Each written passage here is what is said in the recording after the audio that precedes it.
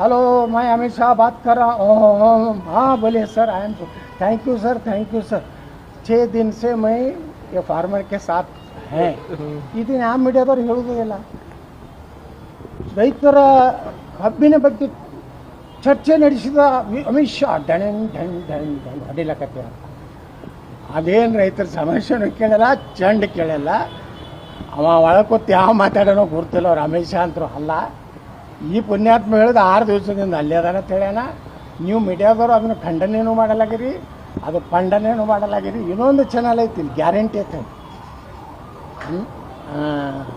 Amit Shah shock, Vijendra rock, ವಿರೋಧಿಗಳು dock. ಏನು ಬೇಕಾದ್ರೆ ಬಾಯಿಗೆ ಬಂದಿದ್ದು ಹೊಡೆದ್ರೆ ನಿಮಗೂ ಮಾನವ, ನೀವು ರೊಕ್ಕ ತೊಗೊಂಡು ಹೊಡೆದು ಹೇಳಲಿಕ್ಕತ್ತಿರೋದು ಗುರ್ತಾಗ್ತದೆ. ಅಮಿತ್ ಶಾ ಇಲ್ಲ, ಅಮಿತ್ ಶಾ ಶಾಕ್, ವಿಜೇಂದ್ರ ರಾಕ್, ವಿರೋಧಿಗಳು ಗಟೌಟ್. ಏನು ನೋಡ ಪ್ರಾಸಬದ್ಧ ಕೂರಿಸಿ ನೋಡೋಣ. ಅಮಿತ್ ಶಾ ಯಾಕೆ ಶಾಕ್ ಆಗ್ತಾರೆ? ನಾವ್ಯಾಕೆ ವಿರೋಧಿಗಳು ಯಾಕೆ ಏನು ಗ್ಯಾರಂಟಿ ಚಾನಲ್ ನೋಡಿ ನಾವು ರಾಜಕಾರಣ ಮಾಡಕತ್ತೀವಿ?